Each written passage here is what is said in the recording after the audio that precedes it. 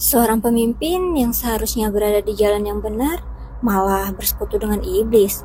Hah? Gimana ya kira-kira?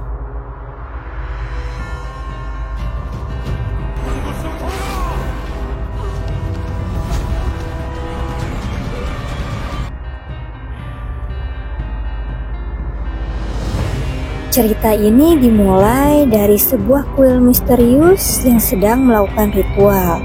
Di sana terlihat pemimpinnya tidak senang. Ada apa ya? Sementara itu di tempat lain ada seorang pendeta yang bernama Pendeta Park. Dia terlihat sedang menghubungi seseorang, tapi dia diganggu oleh seekor gagak sehingga HP-nya terjatuh. Ada seorang gadis yang menolongnya untuk mengambilkan HP-nya. Gadis itu pun pergi, lalu manajer gereja datang. Yap, manajer ini adalah orang yang dihubungi oleh pendeta tadi. Manajer itu meminta kepada pendeta untuk memeriksa kepala pendeta di sana, karena menurutnya kepala pendeta itu sedikit berbeda. Kepala pendeta dan juga pendeta Park sempat berdebat, tapi sang manajer langsung menarik keluar pendeta Park dari gereja itu. Keesokan harinya, Pendeta Park datang lagi ke gereja.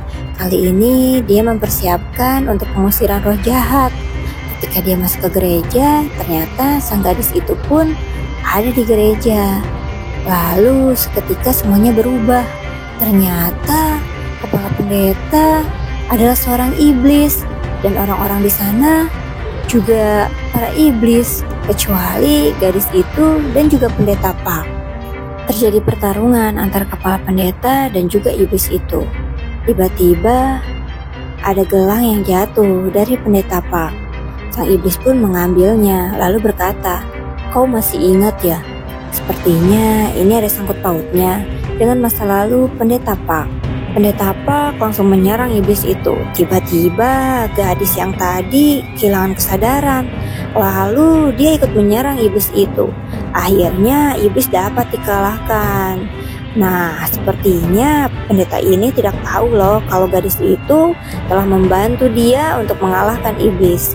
Lalu pendeta itu pergi, sedangkan gadis itu tidak sadarkan diri di gereja. Ketika sedang beristirahat, Pendeta Park bertemu dengan teman lamanya, yaitu penjaga jam. Jadi mereka ini dulunya adalah teman sekolah di sekolah medis. Tapi pada akhirnya mereka memilih jalan mereka masing-masing, yaitu menjadi biksu dan juga seorang pendeta. Kedatangannya kali ini ingin meminta bantuan kepada Pendeta Park terkait masalah yang ada di kuil itu. Penjaga jam bercerita bahwa pemimpinnya sudah melakukan hal yang di luar batas, seperti ritual yang dilarang, bahkan menghilangkan nyawa anggota di sana. Nah, jadi di kuil mereka itu ada sebuah ramalan yang mengatakan bahwa mereka akan hancur karena pemimpin mereka sendiri. Tapi itu bisa dicegah oleh tamu agung. Nah, para penjaga ini berpikir kalau tamu agung itu adalah mereka sendiri. Jadi mereka berencana untuk melawan pemimpin mereka. Tapi ada satu anak yang harus mereka selamatkan. Nah, penjaga jam meminta kepada Pendeta Park untuk menjaga anak ini sampai mereka selesai melawan pemimpin mereka. Pendeta Park langsung teringat pada masa lalunya di mana dia tidak bisa menyelamatkan pasiennya karena pengaruh roh jahat. Nah, sejak saat itulah dia memutuskan untuk tidak menjadi dokter, melainkan menjadi pendeta untuk mengusir roh jahat. Penjaga jam membiarkan pendeta untuk berpikir, sembari dia memberikan tiket bis barangkali sang pendeta mau membantunya. Pagi harinya, penjaga jam sudah ada di bis. Dia masih berharap Pendeta Park mau membantunya. Dia jadi teringat percakapan terakhir kalinya dengan pemimpinnya, yaitu pemimpin Seo. Ternyata penjaga jam dan juga pemimpin Seo merupakan teman lama. Penjaga jam dan juga pemimpin Seo membahas tentang ramalan itu. Menurut pemimpin Seo, yang dia lakukan sudah benar. Dia bermaksud agar ajaran mereka bisa dihormati oleh seluruh dunia. Tapi kenapa para penjaga malah mengiranya ingin menghancurkan ajaran mereka? Dia pun menambahkan bahwa tamu agung akan segera tiba. Jadi yang dia maksud tamu agung ini adalah yang dia sebut dewa. Ternyata dia melakukan perjanjian, entah itu dengan dewa atau iblis ya sebenarnya. Dan dia seakan memberi peringatan kepada penjaga jang agar tidak macam-macam dengannya. Dan pemimpin Seo berkata bahwa ketika ritual selesai, dia akan menjadi seorang dewa yang tidak akan terkalahkan.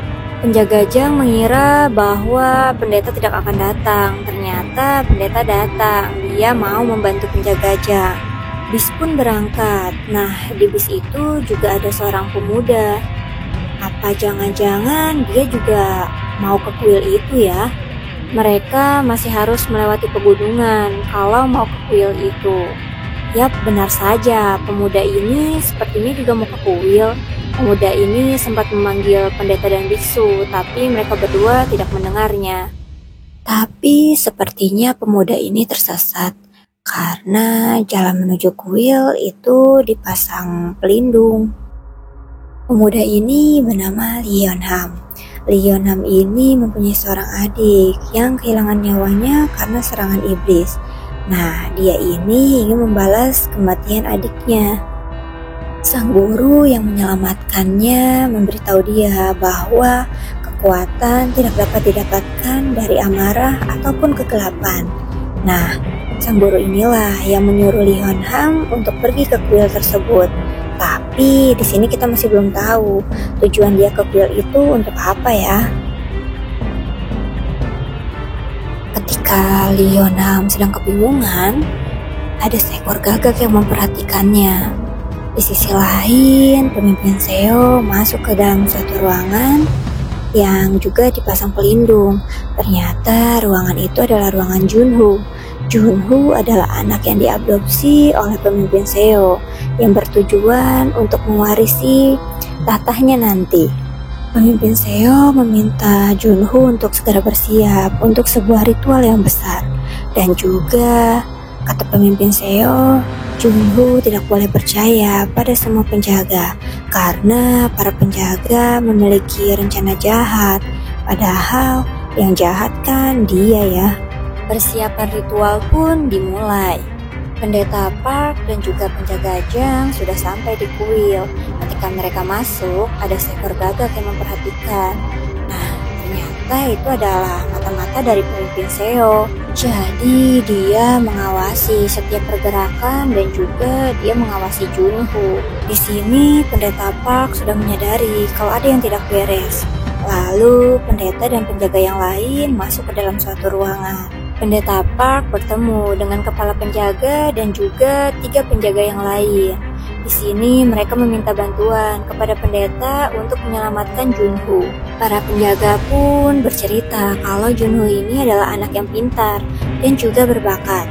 Nah, Junho ini apapun yang diajarkan oleh penjaga dia langsung bisa loh. Dan dia langsung mempraktekannya untuk bermain. Ya, namanya juga masih kecil ya. Pasti dia lagi senang-senangnya bermain. Nah, para penjaga ini sangat sayang sekali pada Junho. Para penjaga percaya kalau pendeta Park ini bisa melindungi Junho sampai mereka mengalahkan pemimpin Seo.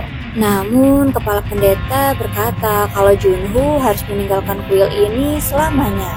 Penjaga jang pun kaget. Kenapa Junho harus meninggalkan kuil ini? Kepala penjaga pun bercerita bahwa setelah penjaga jang diserang, pemimpin Seo terlihat masuk ke kuil. Ketika kepala penjaga mengikuti, ternyata pemimpin Seo membunbun anggota-anggota di sana.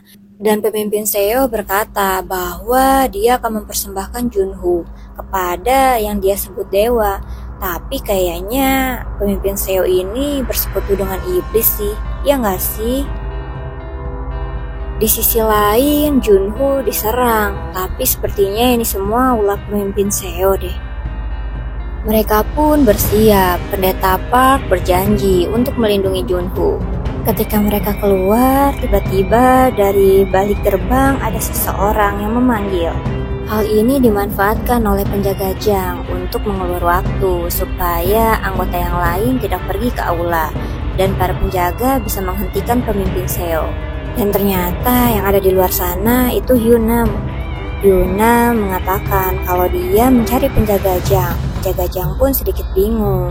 Tapi penjaga Jang bilang, kalau memang kau mencariku, maka kau harus melewati gerbang itu menggunakan kekuatanmu. Di sini Yunham terlihat sedikit kesal. Di sisi lain, Pendeta Park dan seorang penjaga sampai di tempat Junho. Sementara itu, Yonam berhasil menerobos gerbang itu menggunakan kekuatannya. Penjaga Jang sedikit kaget dengan kekuatan yang dimiliki oleh Yonam.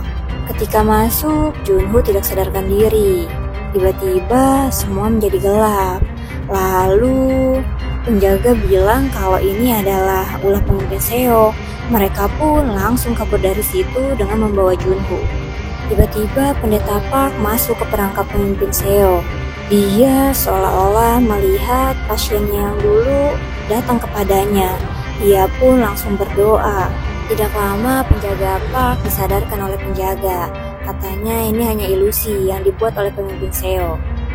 Tiba-tiba mereka berdua diserang oleh Junho. Sepertinya Junho sudah dikendalikan oleh pemimpin Seo. Ketika penjaga Jang dan juga Hyunam lagi berbincang, tiba-tiba ada teriakan minta tolong.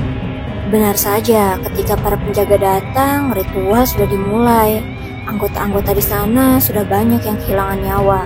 Dari dalam aula terdengar suara pemimpin Seo. Tidak lama dia keluar.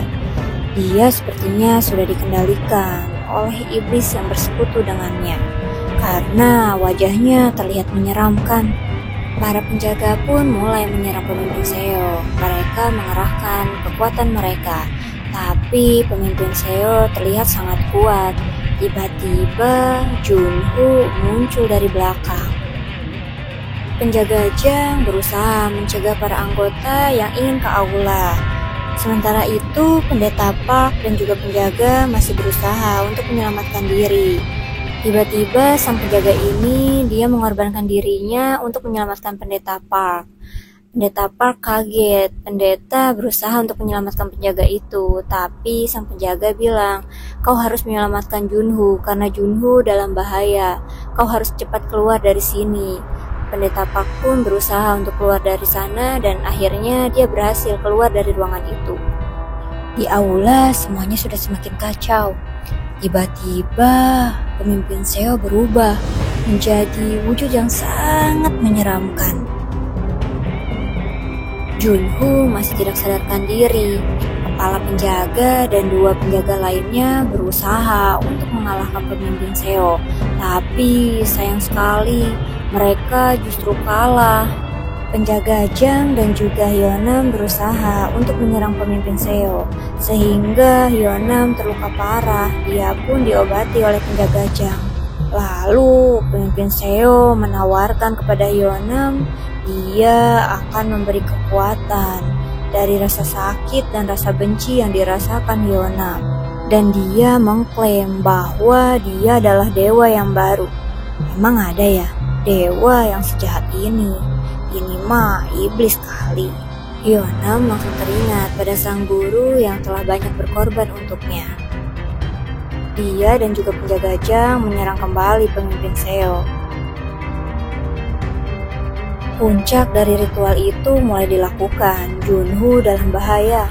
Tiba-tiba Pendeta Park datang dan langsung menyerang pemimpin Seo. Tapi pemimpin ini menggunakan Junho sebagai tamengnya sehingga Pendeta Park tidak jadi menyerangnya.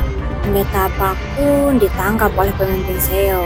Ketika pemimpin itu mau menyerang Junho, Junho dibawa oleh sang penjaga. Tapi akibatnya penjaga Jang jadi terkena serangan pemimpin Seo. Tiba-tiba Junho berada di suatu ruangan. Yap, dia ada di ruangannya.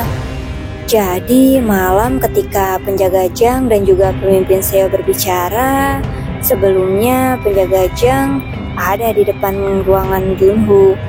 Ternyata penjaga Jang ini adalah ayah kandung dari Junho. Dia meminta maaf karena membuat Junho seolah-olah anak adopsi dari pemimpin Seo. Di situ pertama kali Junho mengatakan ayah kepada penjaga Jang. Penjaga Jang sangat senang. Dia pun meminta maaf kepada Junho atas apa yang telah dia perbuat. Sayangnya penjaga Jang tidak bisa diselamatkan. Lalu pemimpin Seo menghampiri Junho. Junho pun langsung menyerang pemimpin Seo. Tidak lama gerhana mataharinya hilang. Pertanda ritual itu sudah selesai. Di situ pemimpin Seo terlihat marah. Namun tidak berselang lama, Pendeta Park dan juga Hyunam langsung menyerang pemimpin Seo. Junho yang sangat marah atas kematian ayahnya juga ikut menyerang pemimpin Seo. Mereka benar-benar menyerang habis-habisan pemimpin itu. Pemimpin Seo pun berhasil dikalahkan oleh ketiga orang ini. Tidak lama, kuil pun terbakar bersama dengan pemimpin Seo. Junho tidak sadarkan diri karena energinya sudah habis. Lalu Pendeta Park dan Hyunam membawa Junho pergi dari situ. Mereka pun berhasil kabur dari kuil itu. Cerita pun selesai. Sebelum berakhir, kalian masih ingat gak gadis yang nolongin Pendeta Park di gereja? Nah, kabarnya gadis itu masih tidak sadarkan diri. Gadis ini tidak diceritain sih dalam film itu, tapi kayaknya bakal ada seri selanjutnya deh. Nah, gimana nih menurut kalian tentang film ini? Oh iya, jangan lupa subscribe akun channel ini ya, supaya you nonton makin semangat kontennya. Dan juga jangan lupa nyalain lonceng notifikasinya ya. Sampai jumpa lagi.